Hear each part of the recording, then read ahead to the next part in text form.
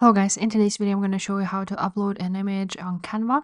This tutorial will be quick and simple. Just make sure to subscribe to this channel and leave a like on this video if you will find this guide useful. Now, if you want to go ahead and upload it from your folder straightly, you open up your folder. So for example, I have here my downloads and you choose an image you want to upload. You drag it to the uploads section right there and it will upload just like so, and now you can use this image on your canvas. You can do the same by uploading the image on the canvas itself right there, and it will be put on the design itself instantly once it uploads, just like so.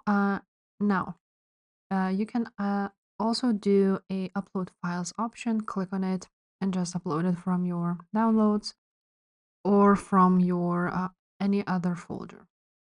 Another way would be to click on these three dots, and you will have options: Instagram, Dropbox, Google Photos, and Google Drive. You can upload them from here. And that's pretty much it. If this video was helpful, guys, make sure to subscribe, and I will see you next time. Bye.